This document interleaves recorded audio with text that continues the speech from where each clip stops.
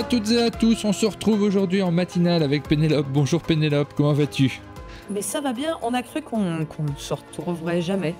Il y a eu des petits problèmes de décompte.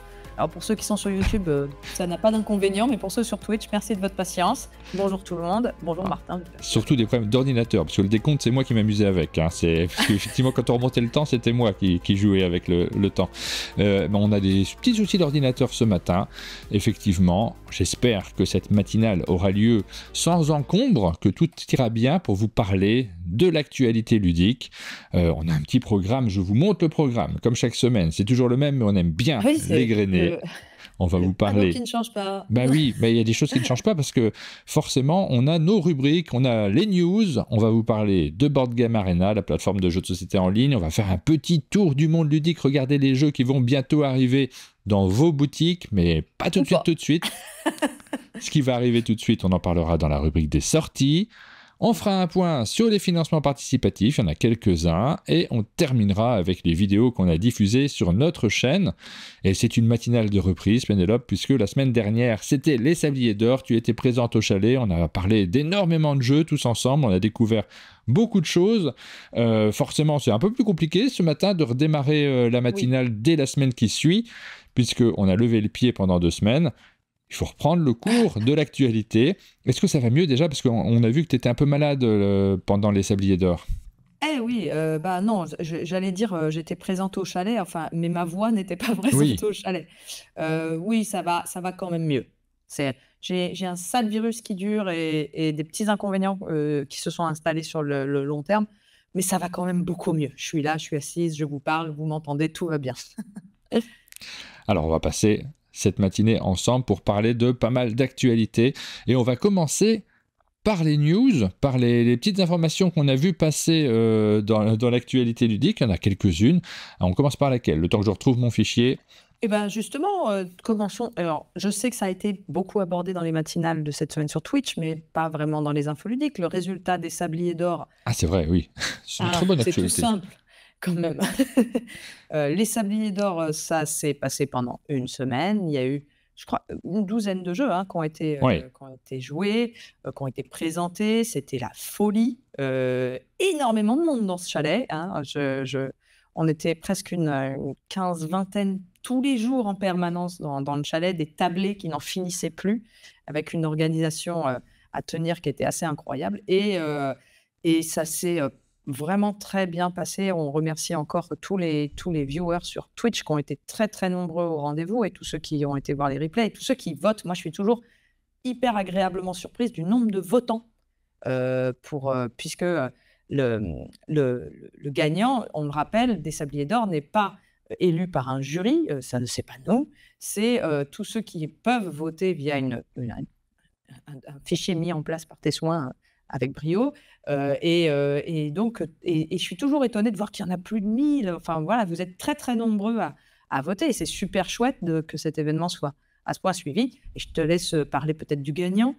Oui, alors c'est un événement, il faut communiquer sur cet événement systématiquement parce que c'est un truc qu'on organise nous dans notre coin à l'origine. Alors merci déjà, un grand merci à tous ceux qui l'ont relayé parce que c'est notre actualité en réalité, que ce soit quelles que soient les chaînes qui créent des contenus, quels que soient les sites qui les mettent en avant, les festivals, toute cette actualité-là n'existe pas sur le jeu de base, c'est un domaine commercial, ce sont des produits qui arrivent en boutique, on n'aime pas le mot produit, mais il faut quand même bien l'employer, et derrière, ce qu'on essaye de créer, là on essaye de mettre un peu de culture, d'analyse, d'attente, d'avant-première, puisque c'était l'objectif de cet événement, ça nous permet de rendre ce domaine-là un domaine culturel, de le transformer et d'essayer d'en faire quelque chose que l'on suit sur le long terme, qui crée de la culture, des anecdotes, des histoires à se raconter. Les Sabliers d'Or, c'est ça également, parmi plein d'autres événements qui ont lieu pendant l'année et sur lesquels nous on s'attarde dans ce format d'actu ludique.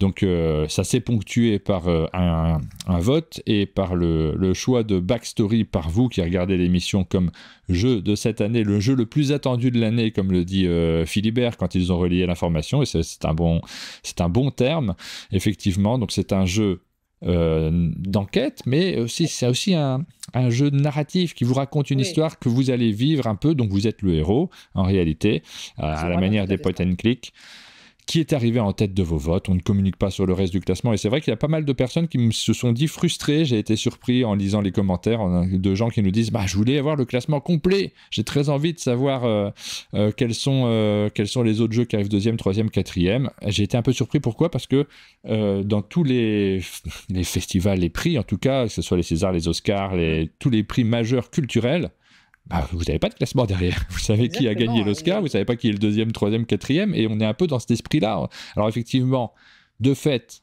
moi je vois les classements, mais c'est une information sur laquelle volontairement je ne reviens pas parce que les gens qui votent n'ont pas toutes les infos non plus, il y a des critères qui rentrent en compte, il y a quelque chose d'assez désagréable à s'amémuser à dire quel jeu est arrivé dernier, quel jeu est arrivé deuxième, était pas loin du premier, enfin tout ça, finalement, c'est de l'information que je préfère ne pas mettre en avant.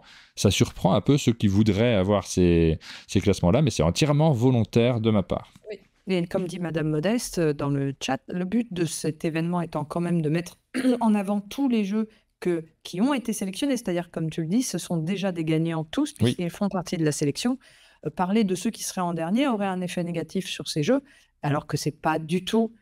déjà, ils ne sont jamais en dernier de très loin. C'est pas non, en objectif résultat là en plus. C'est des écarts qui sont assez légers en réalité, et c'est déjà nous, on n'a aucune envie de nuire à la sortie de ces jeux qui ne sont pas encore sortis. Il faut qu'ils aient tous toutes leurs chances puisque nous les avons sélectionnés. Et voilà. Oui, puis même au-delà de nuire, en fait, moi, mon état d'esprit, et je le dis à chaque fois, c'est que c'est cette sélection que j'ai envie de mettre en avant comme un accomplissement pour ces jeux. C'est bon, je suis sélectionné pour les Sabliers d'Or, c'est classe. On a la possibilité de montrer notre jeu en avant-première dans des conditions qui sont assez exceptionnelles.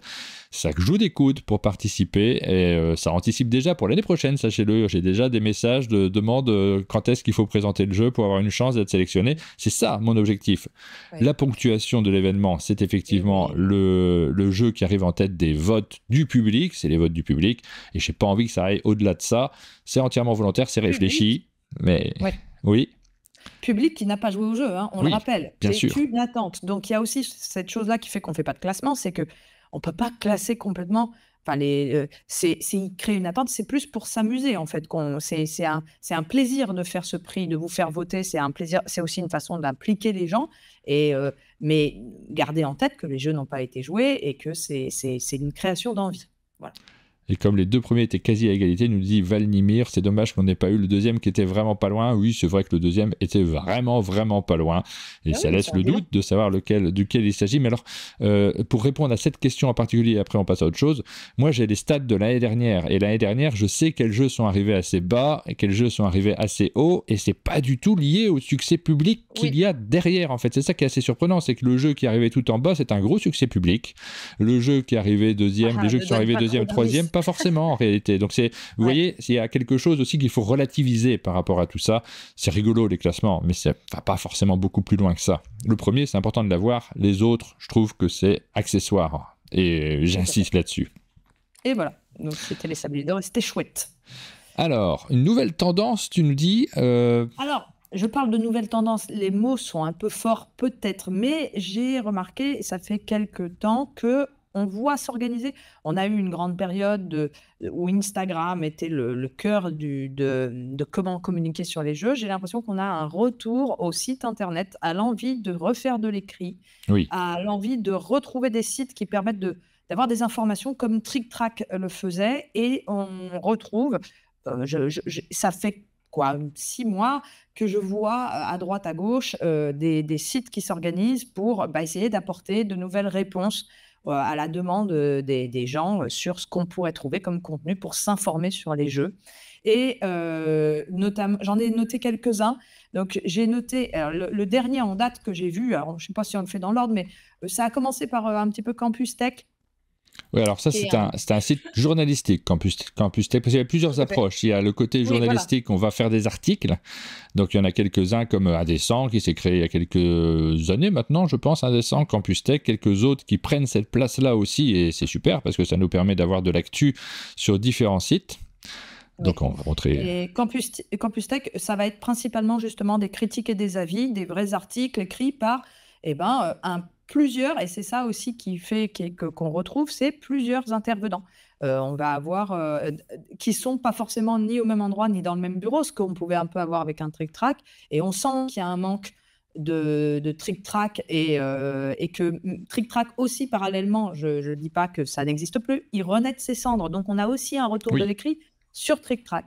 Mais là, ce qui est assez caractéristique, c'est que justement, on voit les auteurs des articles sont particulièrement par exemple, des Instagrammeurs qui vont passer du côté de l'écrit sur Internet. Et c'est intéressant de voir que y a cette envie aussi de créer plus de contenu, plus de se mettre ensemble aussi, de se réunir pour créer des choses ensemble. Donc Campus Tech, ça va être beaucoup des critiques et des avis et des articles, parfois même des dossiers et des articles sur des sujets. Ils avaient notamment fait un sujet sur l'IA il n'y a pas très longtemps. Je ne veux pas dire de bêtises, mais je crois savoir que ce sont des journalistes amateurs, ce n'est pas des journalistes professionnels sur Campus Tech. Bien sûr.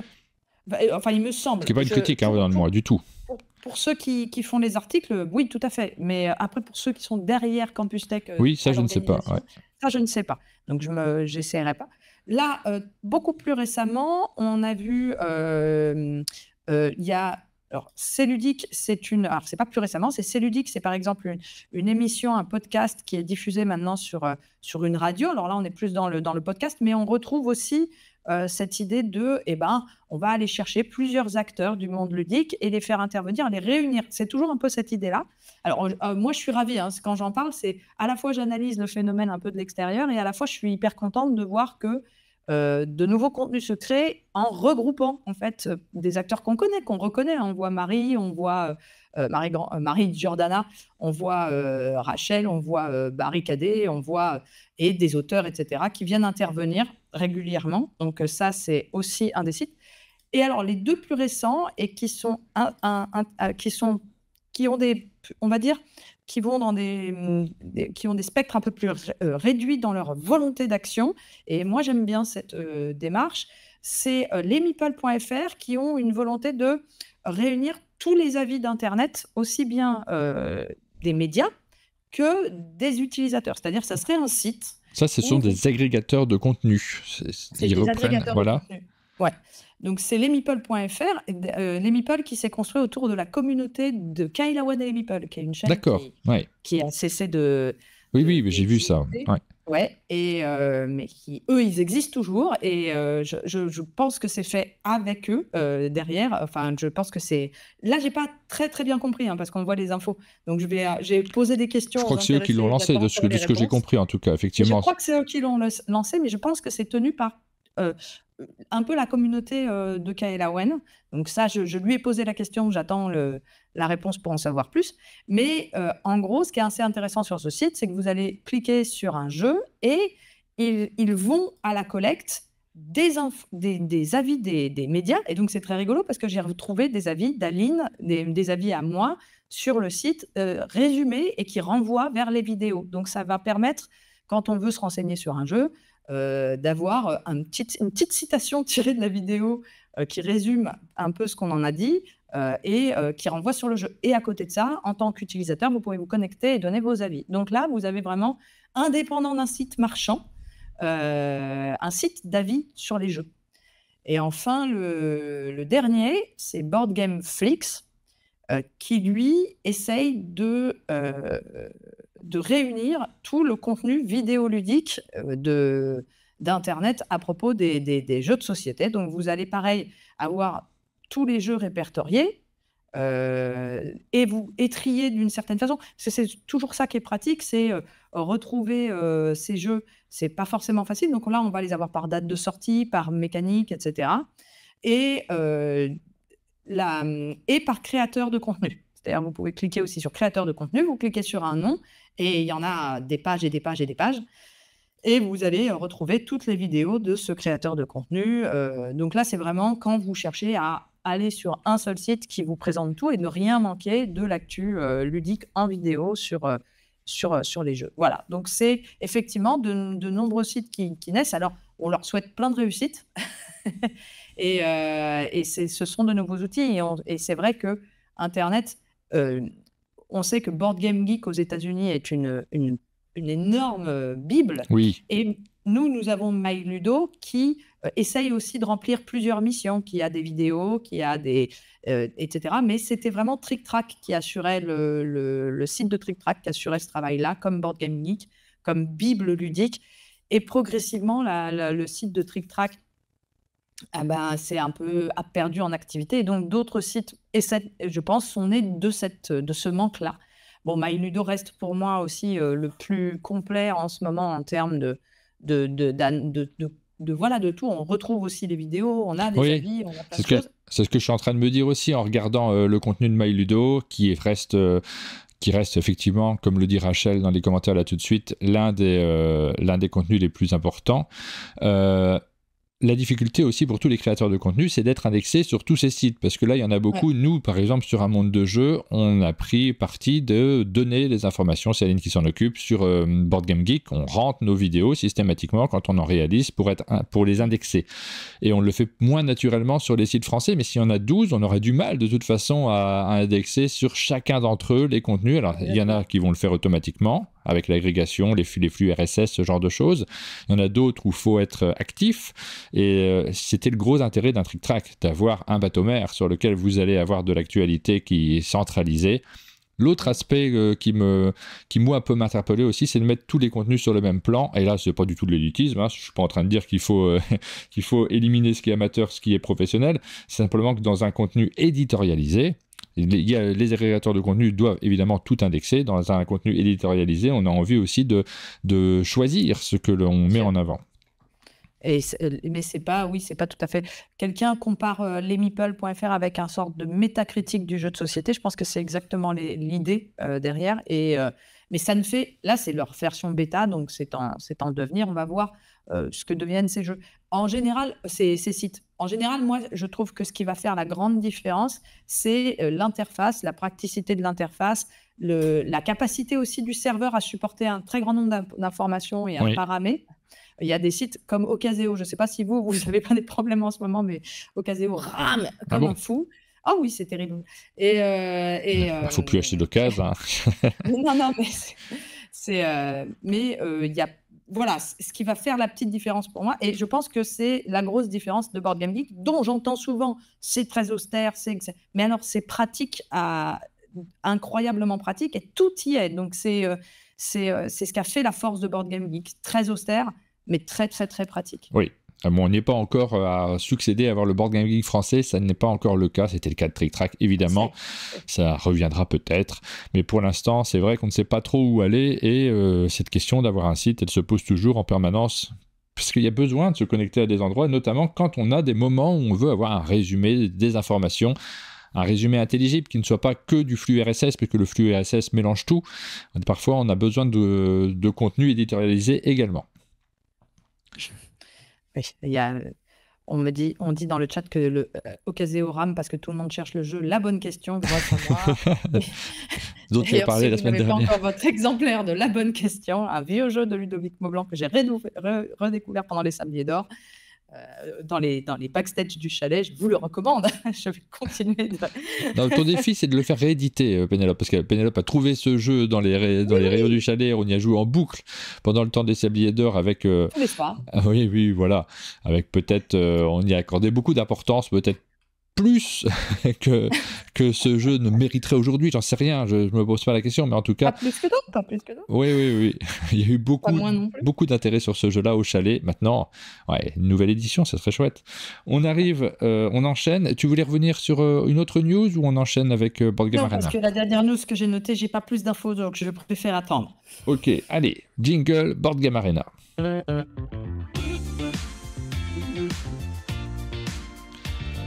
Que les jingles bug.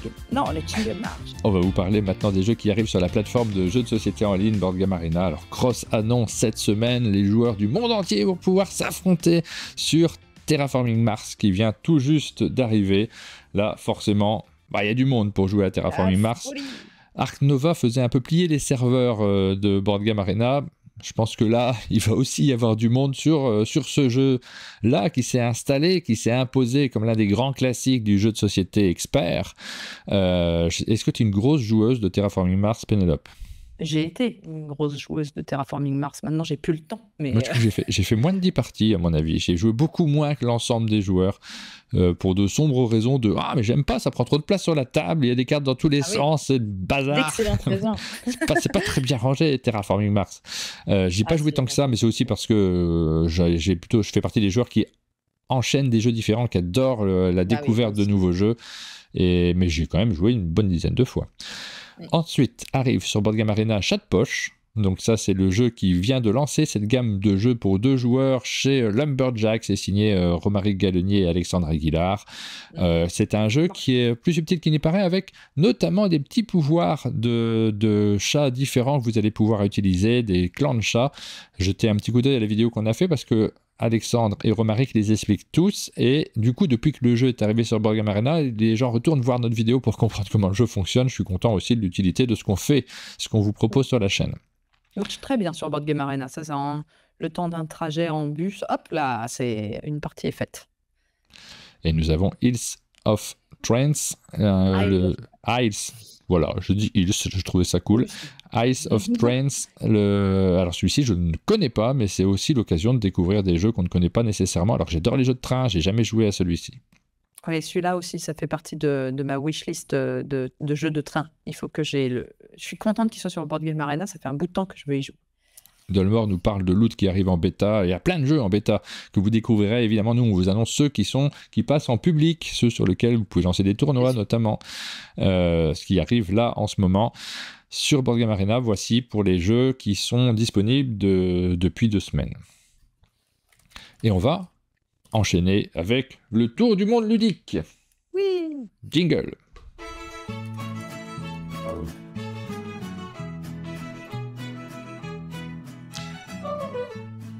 Alors, tour du monde ludique, quels sont les jeux? On va commencer comme d'habitude par la France, les jeux que tu as repérés sur le marché français qui vont arriver en boutique. Alors, on commence par Open Seasons, enfin Open Season ou Open Seasons? Je crois qu'il y a un S à la fin, non? Non, Season, tu as raison. Qui va arriver chez Sit Down. C'est un jeu de Amélie Assier et Romain Liciandro, illustré par Jean-Baptiste Reynaud, avec un thème drôlement sympa. Ouais. Je pense qu'il avait été évoqué il y a très longtemps dans mais vaguement, et là on a vraiment des infos et on a même la règle qui a été diffusée sur Facebook juste là dernièrement, donc on en sait plus, on voit le matériel, on est contente de voir. Je l'avais vu, il était déjà présenté sur Vichy. Alors tu vois, ça remonte un peu. Hein. Sur Vichy, il y avait déjà des boîtes qui étaient présentées. Essen, je ne sais plus s'il était présenté, mais en tout cas sur Cannes de nouveau. Donc on a eu l'occasion de le voir plusieurs fois. Il a tardé un petit peu à arriver, mais ça y est, il va bientôt arriver. Et c'est très simple dans la mécanique. Oui, c'est un jeu dans lequel on va récupérer... Alors, c'est le thème qui est le plus rigolo dans ce jeu. On joue un monstre un peu cruel qui a décidé de se faire un tableau de chasse de tous les héros qu'il a réussi à trucider, clairement. Et donc, il a sur son mur, derrière lui, toutes les têtes de héros qu'il a coupées et qu'il a accrochées en trophée. C'est formidable. Et donc, le jeu, ça va être ça, hein, c'est faire son plus beau Wall of Fame, son plus beau mur de trophées de têtes de héros. Et on va récupérer des cartes d'un marché commun. Et on va poser ces cartes selon des contraintes dans son propre tableau. On va appliquer des effets éventuellement s'il y a des effets à appliquer. Ça a l'air simple mais malin parce que comme d'habitude sur ce genre de jeu, en le pitchant, on va se dire il y en a déjà plein des comme ça. C'est toujours le petit feeling, le petit truc en plus qui va faire la différence. Et là, c'est particulièrement justement les types de contraintes qu'on a pour poser les cartes, etc. Et moi, j'aime bien le visuel, j'aime beaucoup le thème, ça donne envie d'y jouer. Donc, je n'ai pas encore la date. Voilà, moi aussi, quand on me l'a expliqué, ça m'a hypé. J'avais envie d'y jouer tout de suite. Il a fallu attendre un petit peu puisqu'il n'est pas encore disponible, mais j'ai hâte de pouvoir lancer une partie pour voir ce qu'il a sous le capot, comme on dit. Exactement. Le suivant, c'est un jeu qui, lui, est une localisation. C'est Atlantis Rising. Ça fait un bout de temps qu'il est sorti dans sa version anglaise et il date de 2019. C'est Oui, même c'est une première version. réédition. Oui, c'est une Oui, en plus, réédition là, c'est-à-dire que le jeu existait, je crois même qu'il a eu une version française déjà sur la première version du jeu, et là, nouvelle édition de ce jeu-là, avec le matériel a été revu et corrigé, ça sort dans 2 semaines, hein, donc ça va arriver assez vite, c'est mi-avril qu'il est disponible en boutique, si je ne me trompe pas sur la date, c'est du coop. Ouais. Alors des fois, voilà, des fois, il y aura toujours pendant ces... Des fois, j'ai l'impression que ça arrive dans longtemps parce qu'ils viennent juste d'être annoncés, mais les dates étant parfois un peu plus rapides que... Bon, voilà, j'ai fait une petite... C'est un jeu de Galen Cecil et Brett Dickman, c'est du coop. Coop assez, j'ai envie de dire, assez traditionnel. Il y a une île en branches comme ça qu'on voit, et toutes les branches comportent des cases dans lesquelles on peut aller avec ses meeples pour faire des actions. On va essayer de sauver, d'ouvrir un portail et de se sauver de cette île qui est en train de se noyer sous les eaux. C'est l'Atlantide, clairement. Et le problème, c'est que l'eau monte dans l'île, progressivement va noyer l'île en partant des extrémités des branches. Et il faut comprendre que, bien sûr, les actions les plus fortes se trouvent le plus loin du centre. Donc, au fur et à mesure que l'île s'engouffre dans l'eau, on aura des actions de moins en moins fortes, et puis on va prendre des risques en allant se placer sur ces emplacements-là et en risquant de se faire noyer au passage. Voilà. Ça, pour les amateurs du genre aiment beaucoup ce jeu. Moi, je ne suis pas très coop, donc je n'avais pas super accroché, mais c'est un jeu qui a une très bonne réputation outre-Atlantique et qui a plutôt une très bonne note sur BGG. Oui, non, mais c'est un chouette jeu. En tout cas, l'ambiance, je ne suis pas un grand amateur non plus de jeux coopératifs de base, donc je vais toujours un petit peu à reculons, mais l'ambiance visuel, c'est du Vincent Dutrait, hein, est très chouette. Il y a vraiment quelque chose sur la table. Les actions, moi j'ai bien aimé le fait que les actions sont pas complexes. Dans ce genre de jeu, tu sais, j'aime pas trop quand c'est une usine à gaz dans un jeu coopératif où le défi c'est aussi de se rappeler de toutes les règles et de ne pas se tromper dans l'ordre des événements. Là non, c'est plutôt simple. Et il y a ce côté de prise de risque que j'aime beaucoup, moi. Le côté, allez, je vais tenter de me placer sur l'action du bout de l'île parce qu'elle est vraiment très intéressante et on verra si mon personnage se fait noyer, mais je tente le coup.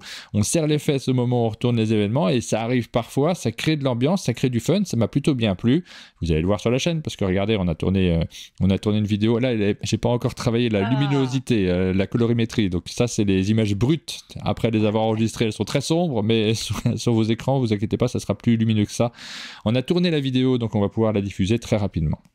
C'est le même thème que l'île interdite, tu as raison Mathieu, mais l'originalité de ce jeu, c'est que, sachez-le, c'est historique, ça concerne vraiment l'Atlantide, on sait que l'île va être noyée, notre but c'est de nous échapper avec un vaisseau spatial, hein. Il y a un côté où on passe, non c'est même pas un vaisseau spatial, je crois qu'on passe dans une porte temporelle, on essaie de créer un truc pour s'échapper. Ce thème réaliste, j'aime beaucoup les jeux qui nous apprennent des morceaux de l'histoire comme ça. D'ailleurs, le vrai emplacement de l'Atlantide est révélé. Je rigole. N'importe quoi. Donc voilà, on vous la diffuse assez vite, peut-être la semaine prochaine, on verra, puisque la vidéo est tournée. Le jeu suivant, alors ça me fait très très envie, déjà parce que c'est chez Silex, et Silex dernièrement, ils font vraiment de de beaux jeux auxquels ils donnent beaucoup de soin, avec vraiment, je repense à la façon dont Amalfi a été retravaillé, etc. Donc c'est toujours très très soigné, et j'aime beaucoup ça. Donc Donjon, les apprentis gardiens est un jeu alors j'ai perdu ma petite page, un jeu de Joachim Thomé dans l'univers de la BD Donjon, de BD Delcourt, de Johann Sfar et Lewis Trondheim, pour 2 à 4 joueurs à partir de 10 ans. Silex publie de plus en plus d'images. Le jeu était visible, il me semble, à Cannes, mais pas dans sa version forcément complètement définitive. Et d'ailleurs, je ne sais pas si la couverture est comme ça ou si c'est... Non, ce ne sera pas comme ça. Ce ne sera pas un jeu en noir et blanc. Là, vous voyez un work in progress du jeu. Cette couverture n'existe pas. Donc, ils ont peut-être obtenu une image originale de Lewis Trondheim. C'est chouette d'y être parvenu. Le jeu est annoncé depuis le début d'année. Donc, Silex communique dessus depuis un moment. Ce n'est pas une localisation. C'est une création de la part de Silex. Et ce sont eux, et ça, c'est pas un détail, il faut le dire à chaque fois, c'est eux qui ont été voir Delcourt et Lewis Trondheim pour pouvoir adapter Donjon en jeu de société, parce qu'il y avait un projet pendant longtemps. Lewis Trondheim, dont le fils est un gros joueur, avait envie de créer un jeu avec son fils autour de l'univers. Puis finalement, quand le projet est arrivé, ils sont arrivés au bon moment, ils se sont dit c'est chouette, on va partir avec vous, on vous donne la possibilité de créer ce jeu C'est assez accessible. Moi, j'ai eu la chance d'y jouer. C'est assez simple. C'est rigolo. C'est vraiment, on est dans du familial plus. On va se déplacer dans le donjon. Il y a du stress. Il y a, par rapport au tirage de ce qui va arriver, des monstres qui vont envahir le donjon. Des monstres. Des héros. C'est des héros. Vous jouez les monstres dans cet univers-là. Et si vous voulez plus d'informations, je vous invite à aller regarder la vidéo du samedi qu'on a réalisée au Festival des Jeux de Cannes, puisqu'on en a parlé abondamment. Ils ont sorti le matériel, ils vous ont montré comment ça fonctionnait. On a eu l'occasion de vous le montrer. Là, vous avez une demi-heure. Alors, peut-être 10 minutes sur ce jeu-là, mais on en a parlé pas mal. C'est le samedi, c'est aux alentours de 3 heures, mais vous avez le chapitrage de cette vidéo, donc vous allez pouvoir retrouver. Ouais. Alors, effectivement, j'étais absente et je ne me suis pas fait tous les replays de Cannes. Ah bon, non, bien sûr. Mais oui, ça fait envie visuellement, c'est vraiment très, très beau. Et puis, voilà, jouer un apprenti gardien de donjon, c'est le genre de thème qui marche assez bien sur moi. Donc, c'est vraiment très, très cool. Et on va passer au tour du monde lointain. Ah, il en restait un que tu avais noté, non? Sur le... si, français. Pardon. Oui. Oh, je l'ai sauté. Pardon, excuse-moi. Bah oui, on reste dans les monstres. Monstrolicious est un jeu qui... alors, encore une fois, je regarde, mais je ne vois pas de date encore à annoncer précise. Mais là, c'est pour cette année. Enfin, c'est même peut-être avant l'été. Si je dis pas de... Voilà, je ne m'emballe pas. C'est un jeu de Richard Garfield. Voilà. Et je crois... ça n'est pas dit dans les communications, mais il me semble que c'est la réédition d'un autre jeu, enfin d'un jeu à lui, mais qui date il y a un peu plus longtemps, voire un peu plus, beaucoup longtemps, 1998, puisqu'en faisant mes petites recherches, je suis tombée sur des sites anglais qui parlaient de réimplémentation du jeu, etc. Donc, c'est un jeu pour 2 joueurs, des parties de 10-15 minutes à partir de 8 ans. On est sur du jeu de bluff et de parties rapides. En gros, ce genre de jeu où on va être face à face, on va placer des tuiles devant en gros des desserts qu'on a envie de récupérer. Et quand on place une tuile, on la place face cachée, mais quand on se met en face d'une autre tuile qui est déjà posée, la face adversaire va être dévoilée. À ce moment-là, on va voir ce qui se passe, si on gagne, si un effet se déclenche, etc. etc. C'est le genre très accessible, assez sympa. Puis, c'est Richard Garfield, donc forcément, on a envie d'essayer. Voilà, ça c'était pour les sorties en version française. Les autres arriveront peut-être également en version française. Pour l'instant, on a juste l'annonce de leur parution plus ou moins lointaine dans différents pays. On commence par quel pays, Pénélope? Eh bien, on va, une fois n'est pas coutume, on va à Malte. Oui. On n'est jamais allé à Malte. Moi, physiquement, jamais. Voilà, on va à Malte. Là, je prends dans le désordre de ce que j'ai dans ma liste. On va à Malte et on va voir un jeu qui sort chez Mighty Boards, qui sont donc maltais. Oui, c'est ça. Et c'est un jeu de, attention, Reiner Knizia, voilà, illustré par Anna Mikado Przybylska et Katarina Redeziuk. J'espère que c'est pas très facile à prononcer. Alors, j'insiste sur les illustratrices, puisque Katarzyna Redeziuk a travaillé sur chez Red. Alors, chez Red, j'ai un trou de mémoire, mais chez ceux qui ont fait The Witcher et c'est des Project Red. Voilà, c'est des jeux vidéo et elle a travaillé sur The Witcher et notamment Cyberpunk 2077. Donc la couverture qui peut sembler très impressionnante, c'est pour de bonnes raisons. Là, on a c'est vraiment des artistes qui viennent de milieux où ça bosse sur ce genre de graphisme assez impressionnant. Assez drôle d'ailleurs d'avoir une couverture aussi impressionnante pour un jeu qui, quand on lit la description, est un old school tile laying game, c'est-à-dire on est vraiment dans un jeu à l'ancienne de pose de tuiles de Reiner Knizia avec il s'est précisé dans la description, des modern sensibilities, des sensibilités modernes, une touche de modernité. Donc, moi, j'adore les jeux de pose de tuiles, j'adore les jeux de Reiner Knizia et j'aime bien quand on y rajoute une touche de modernité. Donc, on va surveiller ça. Mais c'est sûr que... Alors, on se dit, waouh, quelle couverture pour un jeu de pose de tuiles. Avec des châteaux et des éoliennes quand même, hein. Tu vois le mélange des trucs, des genres là, vraiment. Est-ce que j'ai pas l'impression que ça soit, malgré le titre, une réimplantation d'un jeu qui existe déjà? J'utilise réimplantation parce que quand on se connecte sur Board Game Geek, qui est un peu la référence, c'est marqué comme ça, oui. Oui, je suis désolée pour les anglicismes, on s'habitue un peu à force de regarder ce site-là. Non, là, c'est un jeu original. Voilà, donc quand ils disent old school, je pense que c'est parce que tout ce que fait Rainer Knizia a un feeling old school, un peu avec une touche classique, mais là, non, à première vue, c'est pas une réédition, c'est pas la ressortie d'un ancien jeu de Rainer.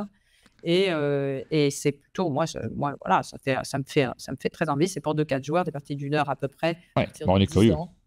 Oui, on veut voir comment on mélange des éoliennes et un château fort avec des chevaliers au premier plan. Pour le thème, on est en plein dans l'époque, hein, bien sûr. Le monde est tombé en ruine, mais maintenant on revit en harmonie avec la nature. Et tout chouette.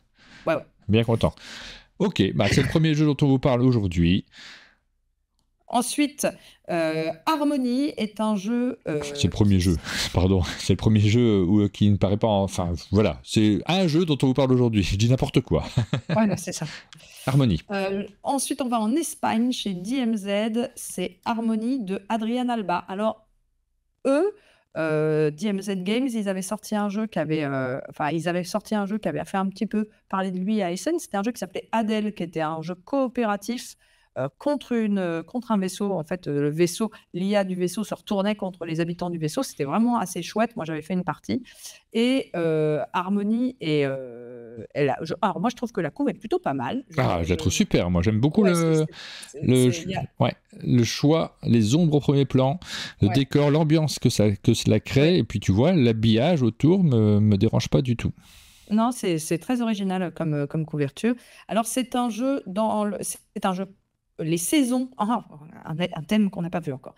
Les saisons ont été perturbées dans leur cycle et nous devons remettre de l'harmonie en retrouvant les reliques de ces saisons. Alors là, le pitch du jeu est plus original et ça me plaît bien. C'est un jeu coopératif, même si j'aime pas les jeux coopératifs, ça me plaît bien parce que en gros, on va explorer un deck. Donc on va avoir un gros deck au milieu de la table, je pense, et on va explorer un deck pour aller chercher ces reliques à l'intérieur de ce deck, et ça va combiner exploration de deck, gestion de main et deck building pour nous-mêmes. Donc ça m'a rappelé un petit peu dans le pitch ce qu'on a pu avoir avec je cherche derrière moi parce que je ne sais plus où il est, mais un piège obscur où on devait creuser une pioche de tuiles pour trouver des clés et des portails. Et bien, ça sonne un petit peu pareil. Alors peut-être que ma comparaison est abusive, et on verra ça, mais il y a cette idée, voilà, il va falloir fouiller un deck de cartes pour aller chercher ce qui va nous permettre de remettre de l'harmonie dans l'univers, en gros. Et ça sera donc chez DMZ, et c'est chez DMZ que ça sort en Espagne. Nous partons ensuite au Japon. Nous prenons un très grand vol. Et nous allons chez Oink Game. Alors, les jeux Oink Game, c'est cette série de petites boîtes, et ceux-là arrivent souvent en France avec un petit peu de délai, avec un peu de décalage, mais c'est toujours des jeux qui sont très très jolis, avec un parti pris graphique très fort, avec... Il y a un petit côté exercice de style. À chaque fois, on a envie de découvrir que renferme chacune de ces boîtes-là, quel est le fonctionnement. C'est pas toujours les jeux qui vont s'installer pendant très longtemps sur la table, et puis de temps en temps, il y a une très bonne surprise, il y a un jeu qui sort de l'ordinaire, auquel on rejoue beaucoup. Ils ont pas mal de beaux succès quand même, finalement, dans cette gamme-là. Oui, tout à fait. C'est un jeu de Chris Prescott, illustré par Chris Prescott, et c'est un jeu dans lequel nous allons... c'est un jeu de cartes, dans lequel nous allons essayer de recréer une réserve animale. Et en fait, on va drafter des cartes. Vraiment, c'est un jeu de draft. On prend une carte, on la passe à gauche. Et les cartes qu'on va récupérer, on va vouloir les placer d'une certaine façon devant soi pour créer son parc animalier, sa réserve plutôt. Attention, quels animaux ne veulent pas être à côté d'autres, etc. C'est en fait la réédition d'un jeu qui s'appelle Zooly et qui est sorti en 2021. Donc souvent, c'est des jeux qui n'ont pas forcément de succès tout de suite dans leur maison d'édition ou qui vont chez un autre éditeur. Je ne sais pas comment ça se passe exactement, mais ils passent inaperçus avec un certain visuel, et hop, on les voit chez un Oink Game avec un visuel super, et du coup, ça devient très attractif. C'est aussi simple que ça. Donc là, ce jeu-là, c'est le prochain Oink Game. Et c'est pour 1 à 6 joueurs, donc des parties de 15 minutes à partir de 8 ans, et c'est très très léger comme jeu. Et franchement, c'est très mignon. Ça fait toujours un petit peu envie. On continue, on va aux USA, et on va rester aux USA 2 fois pour un premier jeu qui s'appelle Théocratie, dont on a uniquement que la couverture. J'en parle parce que c'est un jeu de Daniele Marinangeli et Daniele Taschini. Daniele Taschini, qu'on connaît pour Tzolk'in, pour Teotihuacan, pour les voyages de Marco Polo, pour Tiletum, etc. etc. La couverture, c'est Andrew Bosley. Donc là, pareil, hein, on a un très très beau casting sur ce jeu. C'est chez Morito Studio que ça va arriver. Et là, c'est un jeu avec un thème assez cool. On joue des dieux et on va choisir une planète au hasard en se disant bah là, moi j'aimerais bien devenir un dieu super fort et créer une religion et que les gens m'adorent. Et donc, on est plusieurs dieux qui vont concourir pour être le dieu le plus adoré et créer et façonner le destin des civilisations sur cette planète qui a été choisie. Alors ça, je vais le surveiller de tout près, parce que c'est un peu, quelqu'un dit dans le chat, Populous, le jeu de société, mais il y a une petite vibe comme ça dans la description qui me plaît beaucoup. C'est un jeu de civilisation, donc avec des dés, avec des mouvements, avec des hexagones, des tuiles hexagonales. Donc j'ai hâte de... Ça, c'est dans la description que vous pouvez trouver sur Portgame. Je ne sais, il y a une blague dans le chat que j'arrive pas à comprendre. Donc Et le deuxième jeu chez Morito Studio, c'est aussi à cause de son auteur que j'en parle, c'est Phil Walker Harding qui sort Sinister Institute. Là aussi, on a pour l'instant que la couverture. C'est un jeu dans lequel nous allons construire un collège de sorcellerie et d'adolescents, si ça vous évoque quelque chose. Moi, ça m'évoque rien. Voilà. Mais ça se passe dans un marais maudit, et c'était peut-être pas une très très bonne idée. Ah oui.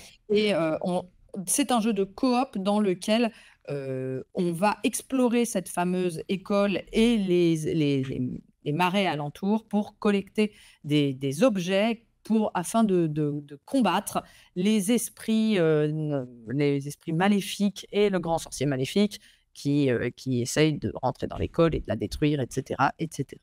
C'est un pick-up and delivery pour 2 à 4 joueurs, des parties de 1 heure à partir de 10 ans. Et on aime beaucoup, moi j'aime beaucoup Phil Walker Harding. Ah bah oui, moi aussi, je suis toujours curieux de savoir ce qu'il nous a fait comme nouveau jeu, donc ça sera chez Morito. Je suis curieux, j'ai hâte de le découvrir. Puis il y a Edu Valls, l'illustrateur, qui a travaillé notamment sur Redwood récemment, qui est assez doué, donc c'est aussi gage de qualité. Ouais, l'ensemble fait vraiment envie. Et enfin, je termine avec encore un auteur qu'on aime beaucoup. Et toi, je sais que tu l'aimes beaucoup dernièrement. Il a fait un jeu que tu aimes beaucoup. C'est Paolo Mori. Ah bah oui. Et pas que dernièrement. Ouais. Mais il y a eu, je crois que ton jeu en vibe en ce moment, c'est le match du siècle. Oui. Et là, il a sorti 2 jeux récemment. Il a sorti aussi Captain Flip, qui marche très très bien. Moi, j'ai un faible pour le match du siècle. Mais j'aime beaucoup Paolo Mori, effectivement. Alors là, c'est Paolo Mori et Francesco Sirocchi, et il continue dans sa lignée des wargames. Il a fait plusieurs petits wargames dernièrement, Paolo Mori, et il continue là-dedans. Et il le fait, alors là, moi, c'est le thème, je suis ultra hypé. Déjà, j'aime beaucoup, beaucoup la couverture, et c'est Battalion War of the Ancients. Ça va se passer durant la grande bataille de Carthage, qui a opposé les Carthaginois et les Romains durant l'Antiquité. Et moi, ça, c'est les thèmes qui me plaisent beaucoup, avec en plus, visuellement, c'est quand même vraiment très élégant. Ça, après, c'est du wargame. Je ne vais pas vous le décrire parce que ça va être plein de petites finesses particulières, mais c'est ces fameux petits wargames de 4 joueurs, 20-45 minutes à partir de 14 ans, avec une difficulté de 2 sur 5. On voit tout à fait, hein, ça dans l'esprit, The Hunt, Watergate, et autres, je pense à Blitzkrieg, voilà, et ce sont ces jeux-là, ce genre de jeu-là. Voilà, et ça, moi, ça me hype aussi également, c'est chez Osprey Games. Voilà, avec la finesse d'un Paolo Mori, forcément, on va s'y attarder. C'est le genre de jeu qu'on a envie de poser sur sa table en se disant waouh, un nouveau Paolo Mori, waouh, un Osprey Games. On va découvrir ça. Souvent, On se lasse pas, quoi. c'est publié en version française par Notes Publishing, si je me trompe pas, les jeux Oui, Osprey. souvent, c'est lui c'est chez Notes qu'on les retrouve, mais pas toujours. On va surveiller. On découvrira ça peut-être, éventuellement, dans un prochain épisode. J'ai hâte, et voilà. On en reparlera. De toute façon, dès qu'il sort, je l'achète. Ouais. Moi, c'est clair. Celui-ci, je ne veux pas passer à côté. Alors, c'est le moment de vous parler des jeux qui sont arrivés en boutique. Jingle.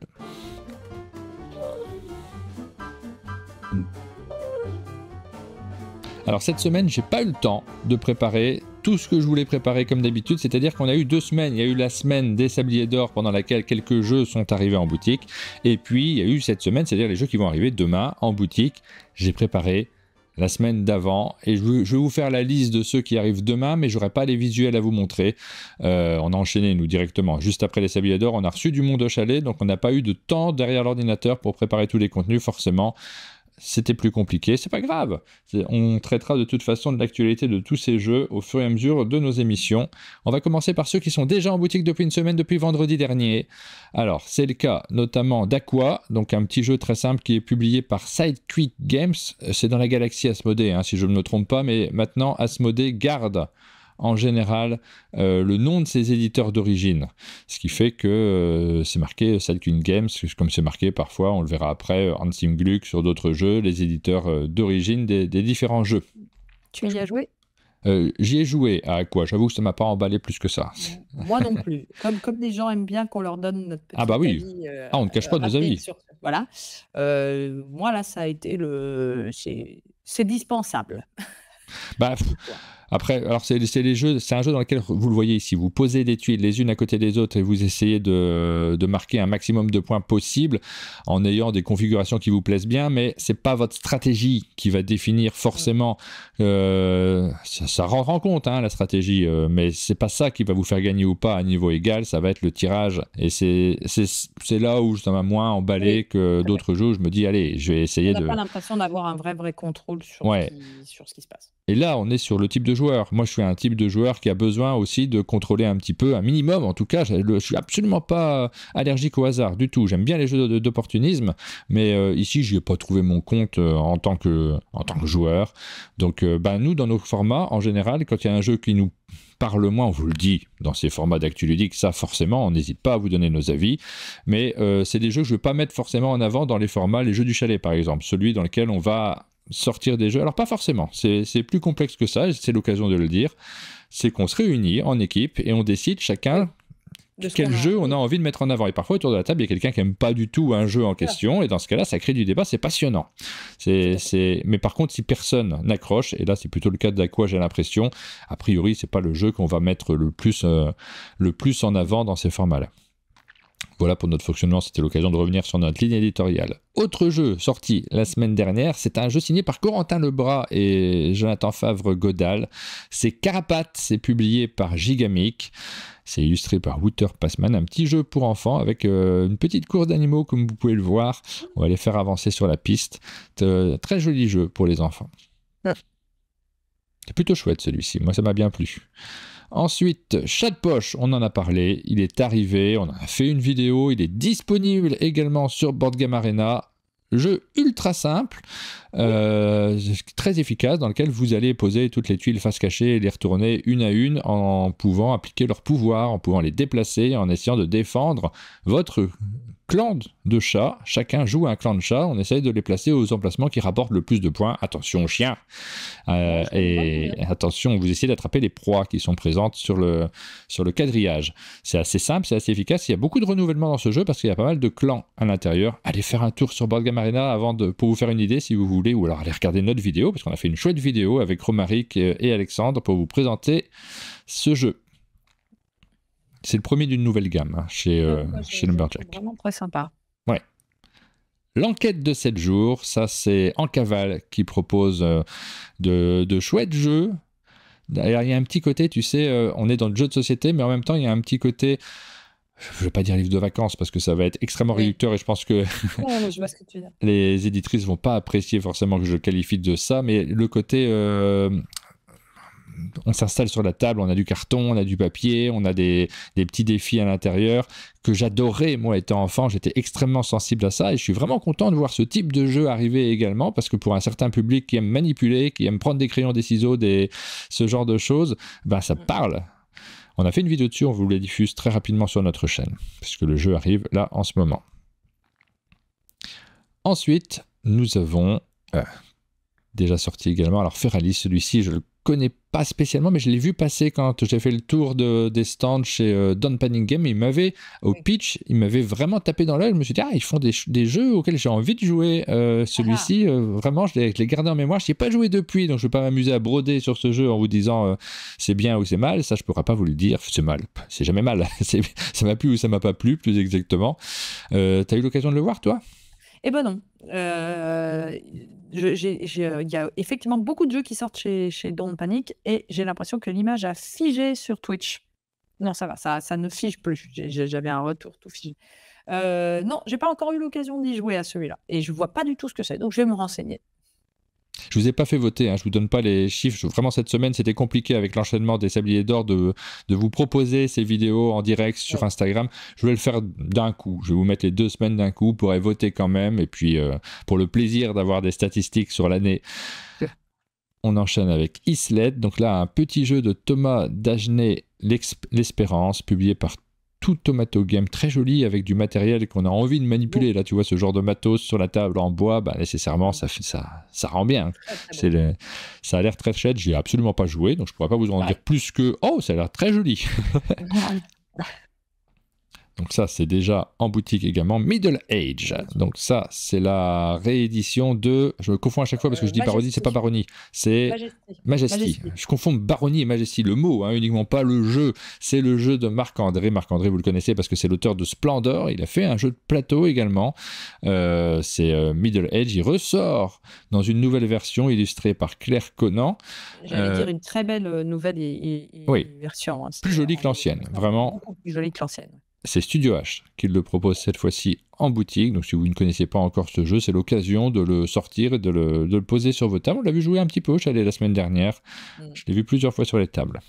Moi, je suis pas ultra fan, mais j'étais pas ultra fan de Majesty à la base. Je trouve qu'il y a un peu trop de manipulation de tuiles et d'entretien ça ralentit le rythme général du jeu, mais c'est pas mauvais du tout.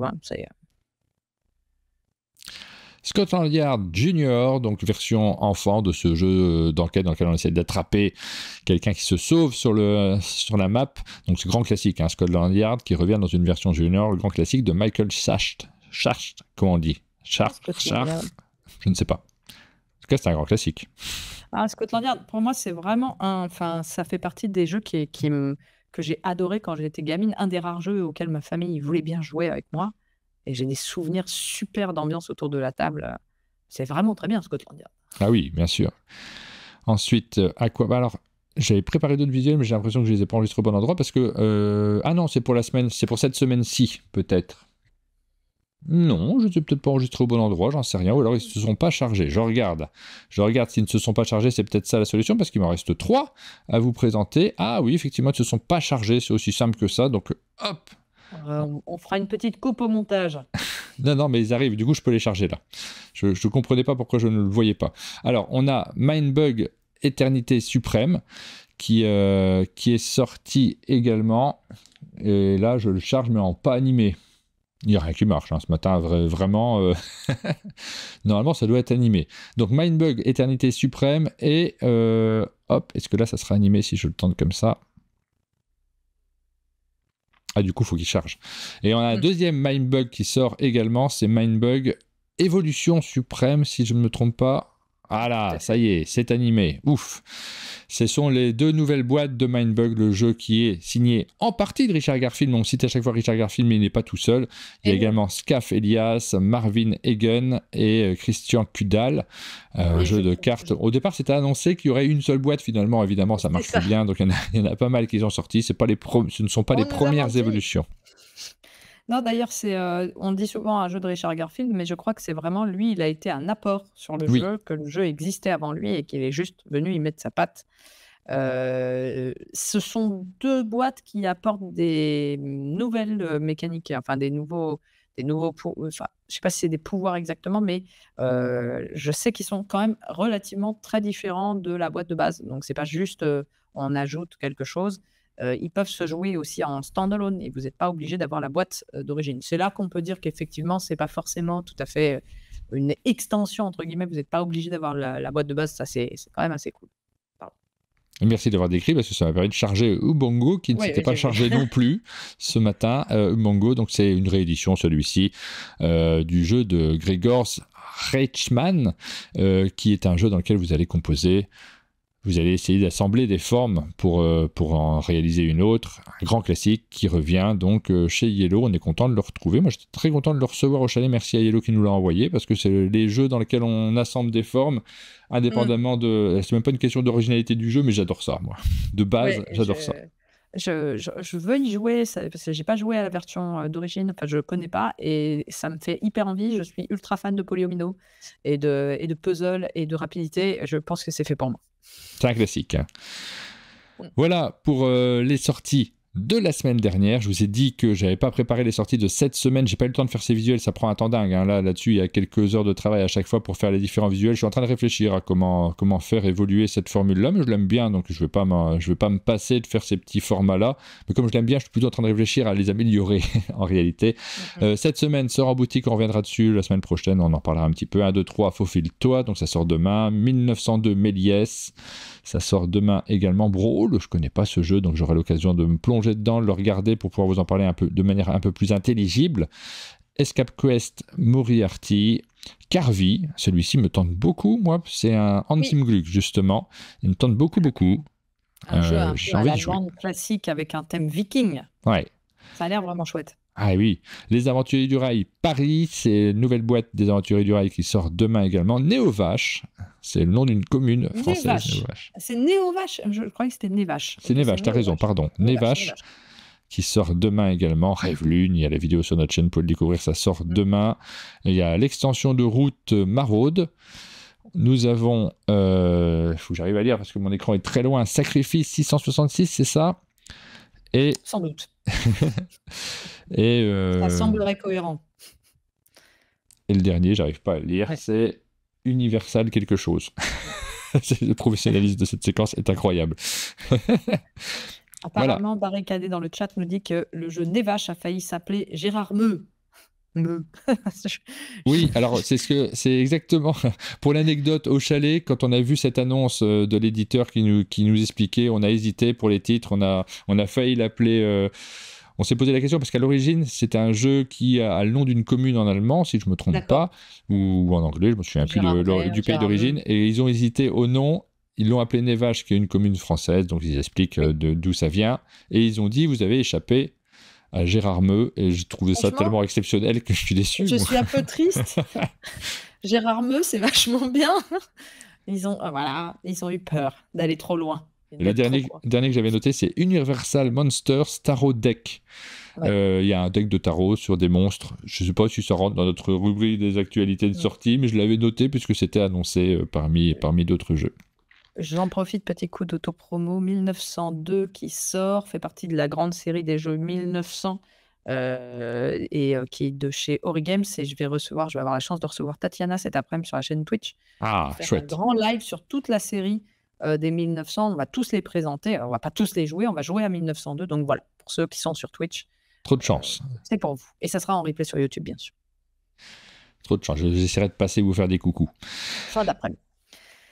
Voilà pour les sorties de cette semaine. Donc là-dessus, je vais préparer les visuels. Je reviendrai peut-être demain dans la matinale de demain sur ces différentes sorties du coup, puisque je n'ai pas eu le temps de vous les présenter en détail dans cette émission-ci. Ça prend trop de temps de vous les préparer, mais comme d'habitude, vous retrouvez tous les contenus. C'est l'occasion aussi de faire de la promo pour notre page YouTube, puisqu'on les présente sur nos pages YouTube, ces contenus-là. On les diffuse en story. Généralement, c'est là que vous pouvez voter. Et quand je vous dis que je suis en train de réfléchir, c'est que j'aimerais bien les mettre en... pas que story, je voudrais les mettre en news aussi, en post sur Instagram, parce que c'est dommage, les stories on les perd et on y passe beaucoup de temps, donc ça serait bien que ça reste un petit peu. C'est le moment de la rubrique sur les financements participatifs. Jingle.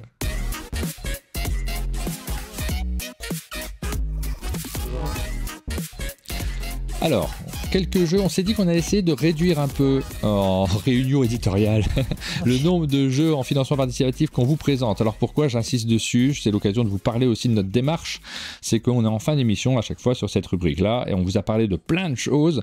Et c'est vrai que quand on évoque pas mal de sujets différents, plus ou moins rapidement, parfois on les évoque juste parce qu'on s'est dit tiens ça sort en ce moment, c'est chouette, on est content de vous en parler, mais finalement ça donne une impression d'empilement des projets et de ne pas s'attarder dessus de manière intelligible. Pour certains c'est la fin de l'émission, c'est pas une émission qui est consacrée qu'à ça, donc on s'est dit qu'on allait plutôt réduire, plutôt éditorialiser davantage sur ce plan-là en se concentrant sur ceux vraiment qui nous font le plus envie. Donc il va y avoir du choix, donc on va pas parler de tout.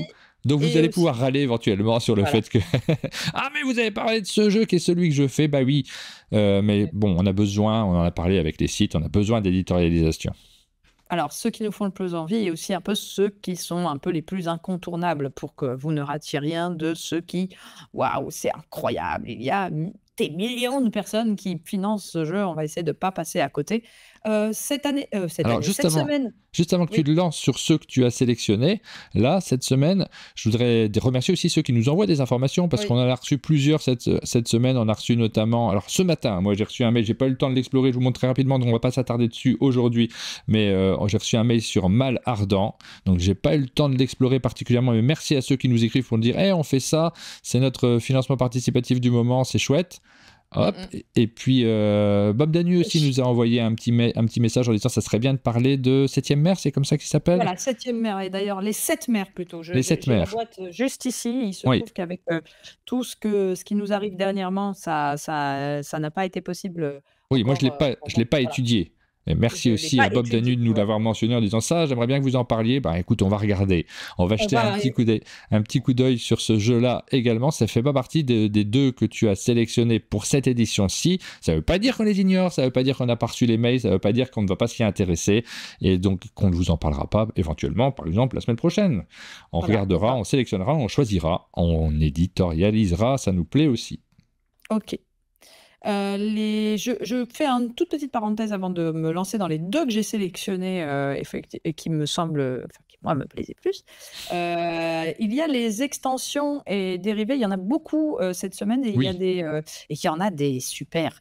Notamment, alors je voulais juste pointer du doigt sur Baseball Highlights. Si vous êtes amoureux de sport et de baseball et de... T'es amoureuse de baseball ? Non, mais surtout de deck building, et c'est un excellent deck building qui était trouvable qu'en anglais, etc. Donc Baseball Highlights, vous pouvez le pledger. Il y a Shogun qui revient encore. Moi, Shogun, c'est un de mes 5-6 jeux favoris de tous les temps. Donc, je peux que vous conseiller, si vous n'avez pas votre boîte de Shogun, de financer ce projet-là et d'avoir votre boîte de Shogun dans sa version en plus révisée. Je crois que j'ai pas Shogun, tu vois. Dans la magie du chalet, il me semble que j'ai pas ce jeu-là. Shogun, c'est trop bien, c'est excellent. Il faut absolument qu'on fasse une partie de Shogun. Et je parle de il y a un dernier projet dont je veux parler rapidement, juste pour dire qu'il y a plus de 7000 contributeurs qui sont dessus, parce que ce sont les 10 ans de Boss Monster, et ils sortent une version Super Boss Monster. Boss Monster, c'est ce jeu où vous contrôlez un donjon et où ça j'ai eu Boss Monster. Voilà, on l'a tous eu. Ouais, je l'ai pas gardé. Parce que... Moi non plus, je l'ai pas gardé. C'est pas un jeu incroyable, mais c'est juste, j'en parle parce que c'est ces 10 ans et qu'il y a tellement de contributeurs dessus que c'est un peu un des événements de Kickstarter. Si vous avez été fan, le financement est en cours. Voilà. Maintenant, on va s'attarder sur deux jeux plus précisément. Deux, donc c'est vous dire, il y a choix éditorial. Moi, j'insiste dessus parce que je suis content de ça, en fait, de dire, hey, on choisira pas tout, mais on choisit. Il y a des semaines plus faciles que d'autres. Hein. Oui, alors, ce ne sera pas toujours deux. Hein. Peut-être que de temps en temps, il y en aura 12. Voilà. Cette semaine, ça ne m'a pas trop coûté, mais si quand même. Il y avait, on peut dire quand même, hein, je dis le chiffre, mais chaque semaine, il y a environ, j'étudie, on étudie d'ailleurs, hein, entre 15 et 20 projets qui peuvent sortir dans une même semaine. Donc, c'est vraiment difficile de se renseigner suffisamment pour Oui. avoir une vision d'ensemble du jeu et se dire: «Ah celui-là, ça vaut le coup et tout». Donc quand on éditorialise, c'est qu'on a quand même regardé les 15 et qu'on s'est dit: «Bah, c'est celui-là dont ça vaut le plus le coup de parler». Donc le premier c'est River Valley Glasswork, qui est un jeu de Adam Hill, Ben Pinchback et Matt Riddle, illustré par un illustrateur qu'elle vend en poupe en ce moment, Andrew Bosley, dont on a déjà parlé dans cette émission pour Théocratia. C'est édité par Allplay, c'est sur Kickstarter, c'est pour 1 à 5 joueurs à partir de 8 ans, des parties de 45 minutes, et c'est un jeu assez, on va dire, le genre de jeu très chill, comme on dit, en ce moment, il y a des jeux de chill, abstraits, de collecte de diamants dans une rivière, enfin de pierres précieuses dans une rivière. Le genre de jeu où le matériel est tout aussi important que le jeu lui-même, parce qu'il y a tout ce rapport au toucher. Vous allez voir, si on voit un peu le matos, c'est les petites pierres précieuses, là, ça fait comme des bonbons, on a envie de les attraper dans le sac. Et c'est un jeu assez simple, hein, on est vraiment dans du jeu accessible, avec des parties que je l'ai dit, hein, c'est à partir de 8 ans. Donc, il y a une rivière, nous jouons des animaux qui vont collecter ces pierres, et pour récupérer des pierres, eh bien, à chaque fois qu'on va récupérer sur une tuile des pierres, il va falloir en poser sur les tuiles adjacentes. Donc, on dépose pour pouvoir récupérer, c'est vraiment du jeu abstrait complet, hein, et on va collecter toutes les pierres qu'on récupère dans notre tableau, de façon à essayer de faire des lignes et des colonnes de collection. Et c'est alors, je vois quelqu'un dans le chat dire ça s'inspire d'Everdell. Pas du tout. C'est juste le même illustrateur. Donc, forcément, l'univers visuel va donner l'impression que c'est de la même famille. Mais ça ne s'inspire pas d'Everdell. Au niveau du gameplay, ça n'a strictement rien à voir, puisque là, on est vraiment dans du jeu abstrait. C'est à partir de 37 €. T'as vu la vidéo qui Oui, là, je suis. Là, je prends un grand moment de cinéma, hein, avec la personne qui se met en flou dès qu'elle se retourne vers la caméra. Waouh, c'était magnifique. J'ai trouvé ça assez. Non, mais il y a beaucoup de second degré, c'est très très marrant. Et en fait, le mec est en tenue de monstre, puisque c'est. Ah, c'est pas ses vrais vêtements, tu crois? Non, c'est pas ses vrais vêtements. Et il va dans l'eau. Et si on regarde la vidéo de près, il est vraiment trempé, le monsieur, hein. Et on voit que la dame est en manteau et en doudoune, donc on se doute qu'il fait pas chaud du tout. Et j'applaudis le courage de ce monsieur qui s'est mis dans la rivière. Voilà. Donc, il y a Board Game Flix, dont on a parlé au début de l'émission, qui est présent sur le chat. Oui. Et qui dit. Il y a Kalawen aussi qui est passé tout à l'heure pour nous remercier sur les contenus dont on a parlé. Vous regarderez le début de l'émission si vous ne l'avez pas encore vu. Pour ceux qui sont en live, on a parlé de ces différentes plateformes. Ouais, et qui précise qu'il voulait mettre surtout le contenu vidéoludique francophone en avant pour qu'il ne soit pas noyé dans le flot des chaînes plus important des chaînes américaines. Et tu as raison de le préciser, Board Game Flix, Amy, donc, et bravo pour cette initiative.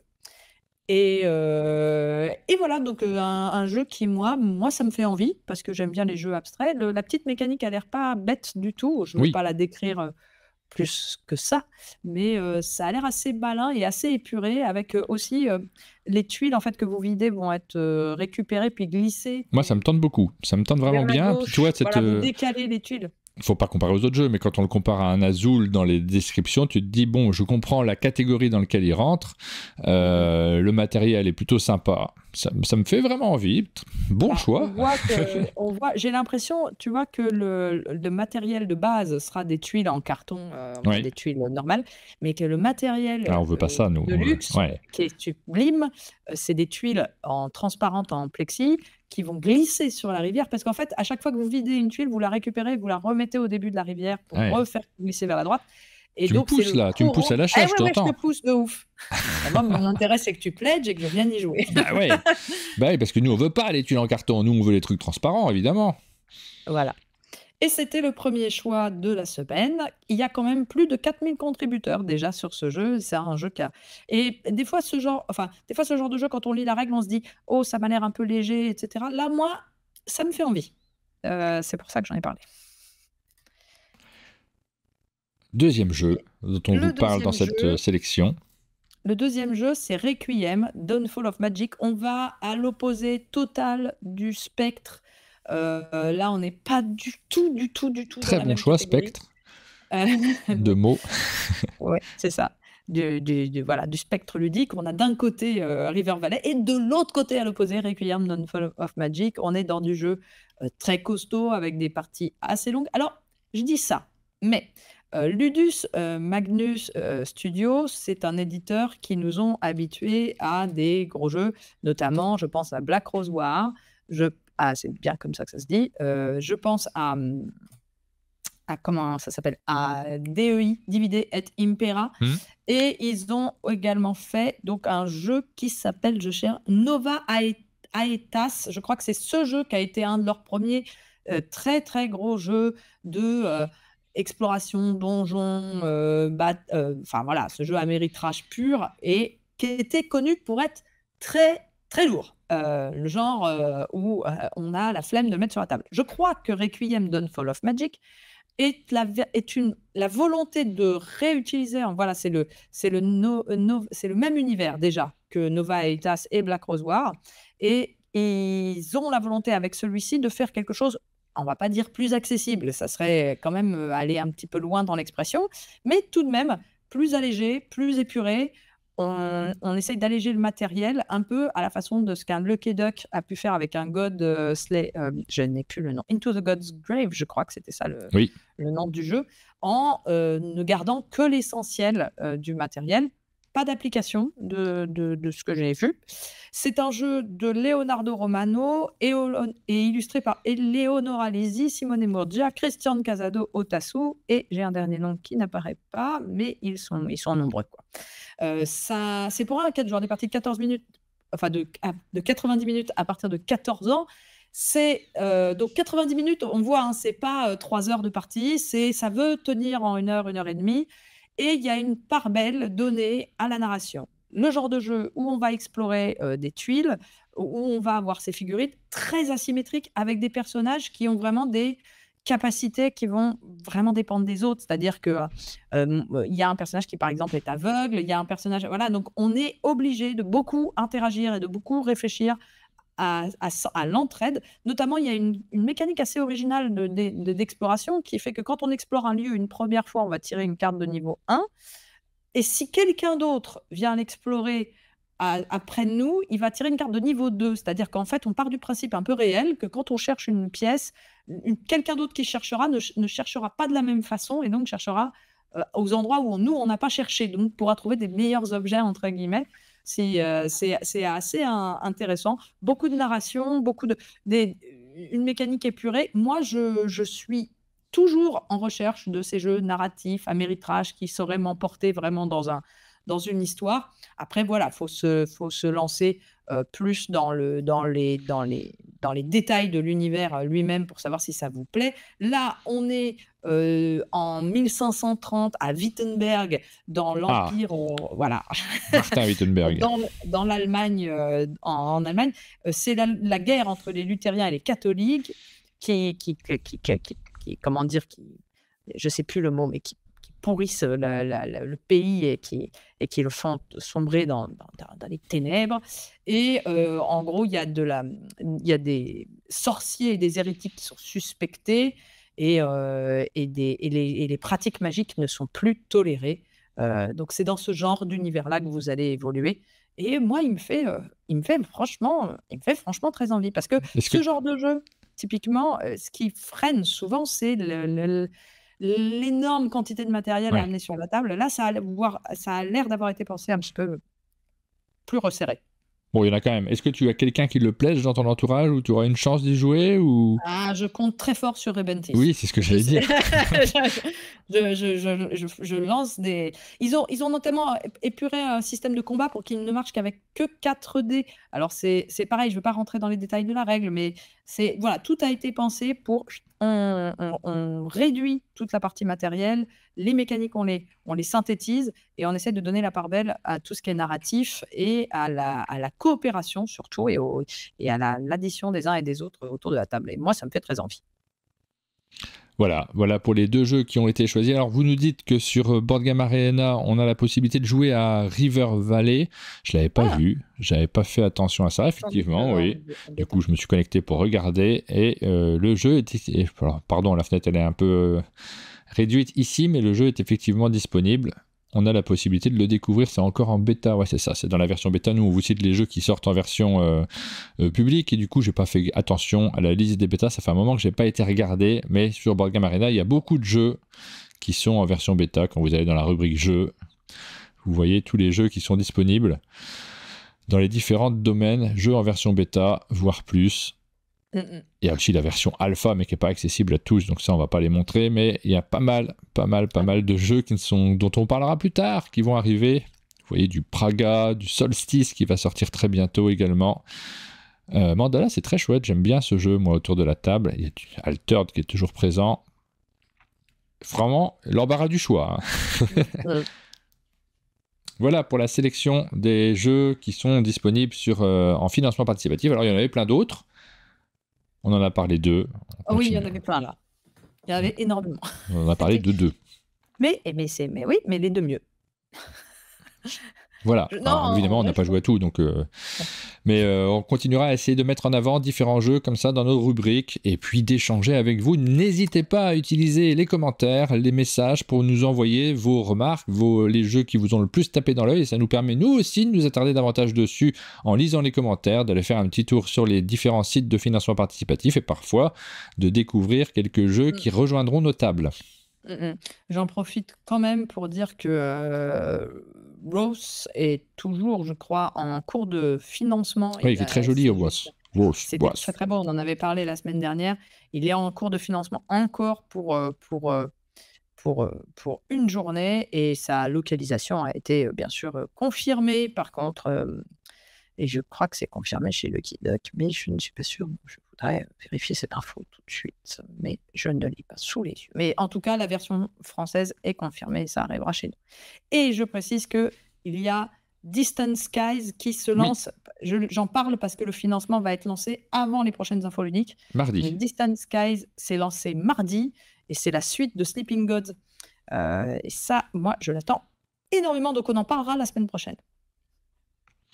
On va terminer cette rubrique comme chaque semaine par les vidéos qui ont été diffusées sur nos chaînes respectives. Donc quelques vidéos, on va commencer par ta chaîne. Tu as diffusé la vidéo de Boréal. Oui, moi j'aime bien Boréal. Voilà. Alors Boréal, on a fait une vidéo aussi, nous de notre côté, puis on en a encore d'autres en rayon à diffuser. Donc c'est le jeu qui est sorti chez Spiral Edition, le deuxième jeu après District Noir. Vous avez fait une partie ensemble. Je serais là de tête, je suis pas capable de redire le nom de l'auteur, qui est un auteur japonais. Oui, et puis c'est trop petit sur l'écran pour le dire. Quelque chose comme ça. C'est quoi, c'est par un M. Il y a des je sais pas pourquoi je me suis lancé là-dedans. C'est un jeu de MM. Oui. Et oui, j'ai diffusé assez peu de vidéos cette semaine. J'étais dans le gaz. Et le deuxième jeu que tu as diffusé, c'est Coffee Rush. Alors là, c'est plus gros jeu, hein, si je ne me trompe pas. Oui, non. Non, je confonds avec Coffee Traders, pardon. Rien à voir. Alors là, ça faisait longtemps que... Ouais, là, c'est un jeu que vraiment, j'ai pas aimé du tout. Voilà. Et là, si vous voulez rigoler, vous allez voir ce jeu, parce que c'est un jeu dans lequel on est censé faire du café avec des petites tasses et du matériel façon dinette. Et sur le papier, moi, je trouvais ça plutôt rigolo. Et il y a ce côté un peu overcooked. On est submergé par le nombre de commandes, etc. En fait, c'est extrêmement répétitif, mais genre très, très, très, très, très, très fort, sans réelle sensation de satisfaction ou de contrôle. Et en plus, on remplit les tasses pour les vider tout de suite. Enfin, c'est plus énervant qu'autre chose. Non, là, j'étais pas contente. Mais du coup, vous pouvez aller voir et rigoler un peu. Merci à Katov qui nous dit que Boréal, c'est Mazafumi Mizuno. Je n'étais pas capable de lire en direct. Faut pas que je me lance dans des trucs comme ça quand je ne sais pas citer les noms des auteurs. Pourquoi je me lance? Par contre, je sais citer les noms des auteurs de Chat de Poche, puisque vous les voyez sur cette vignette. C'est sur la chaîne d'un monde de jeu. C'est Alexandre Aguilar et Romary Gallonnier qui vous présentent le jeu et qui vous expliquent tous les clans. Comme ça, vous saurez vraiment jouer au jeu après avoir regardé cette vidéo qu'on a diffusée juste avant les Sabliers d'Or. Autre jeu qu'on a diffusé juste avant les Sabliers d'Or, c'est Arcade, avec Déborah qui est venue au chalet de Ozu. C'est chouette, Arcade. Ouais, c'est un petit jeu assez sympathique. Ensuite, il y a eu les sabliers d'or. Je ne vous mets pas toutes les vignettes parce qu'il y en a eu 2-3. Donc, je vous les mets comme ça, plus exactement. Pouf, toutes les vignettes d'un coup. Si vous ne connaissez pas encore tous ces jeux qui sortiront dans le courant de l'année, Festival Temple Code, Mega Jackpot, Wondrous Creatures, Art Society, que tu n'as pas repris, Pénélope. Il est toujours là derrière. Faut que je te le rende. C'est ta boîte. C'était ma boîte. Bah oui, faut que tu reviennes. Ma boîte. Faut que tu reviennes la chercher. City Royale Stickers, Bombbusters, Loot, Backstories, Fil Rouge et la cérémonie de clôture. Tout ça est disponible sur notre chaîne. Vous pouvez vous replonger dans l'ambiance particulière de cette semaine-là. Ces vidéos-là sont toujours d'actualité puisqu'on vous présente les jeux, il y a l'explication des règles. Ça vous permet de les appréhender et quand ils sortiront, vous pourrez retrouver les contenus. Depuis, on a diffusé quelques vidéos aussi. On a diffusé les jeux du chalet. Donc, c'était un épisode qu'on a enregistré avec Marie Jordana, Aline et moi. C'est l'épisode 144. On présente quelques jeux à l'intérieur, dont Oxono de mémoire, Little Tavern, si je ne me trompe pas. Et puis, j'ai oublié le reste. Il y a 4 jeux qu'on présente à chaque fois. C'est très rythmé. C'est un peu comme ce format qu'on fait aujourd'hui. C'est enregistré dans les conditions du direct avec des jingles. Donc, on est toujours aussi fan de ces miniatures. Hein. Moi, j'espère que tu vas pouvoir tenir le rythme et en faire une à chaque fois. Parce que j'ai envie, ça me fait plaisir. C'est un format que je dois travailler aussi parce que c'est une renaissance de ce format-là et il n'y a pas d'habitude qui est créée pour les viewers, à part ceux qui regardent notre chaîne quotidiennement et qui forcément ne loupent pas ces vidéos-là. Mais il va falloir que je les retravaille vis-à-vis du public plus large en disant ça existe, vous pouvez regarder ces formats-là.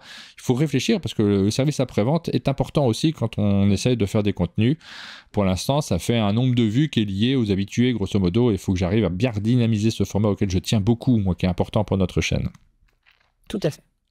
On a diffusé une vidéo particulière, créé un jeu pour une entreprise. Vous voyez, même le lettrage du titre est très sérieux, comparativement à d'habitude, puisque c'est un sujet très sérieux en réalité, mais ludique quand même. Il s'agit de jeux de société. Ce sont Stéphane et Mathieu de Blue Orange qui sont venus pour nous expliquer un métier qu'on connaît moins, et du coup c'est passionnant.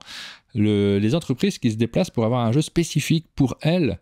Alors, ils ont parlé notamment de jeux qui ont été créés pour des manifestations sportives, pour des entreprises qui ont besoin de distribuer en fin d'année à tous leurs collaborateurs un jeu dans un domaine particulier. C'est adapté des jeux modernes qu'ils possèdent au catalogue Blue Orange.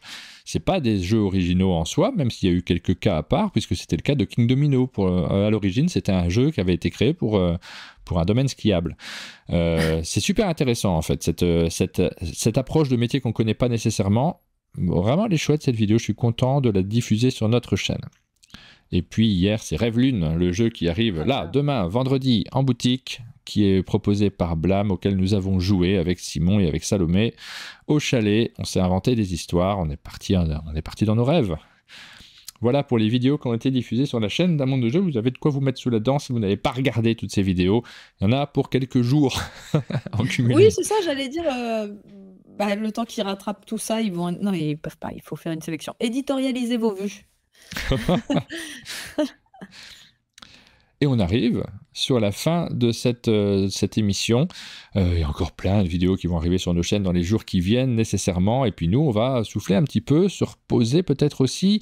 Pas de vidéo la semaine prochaine, c'est ça, Pénélope? Ou il y a une vidéo des jeux d'actu ludique la semaine prochaine? Je suis perdu sur tes dates de vacances. Non, la semaine prochaine, c'est bon encore. Mais encore 2 semaines, je crois, avant que, que je prenne une longue semaine, 8 jours de vacances, effectivement. Donc la semaine prochaine, on se retrouve ensemble pour les actus ludiques. Ensuite, ce sera les vacances. Voilà pour notre programme. C'est la fin de cette émission. On vous souhaite à tous une très bonne journée et on vous donne rendez-vous très bientôt pour de nouvelles vidéos. Ciao. À bientôt. D'été.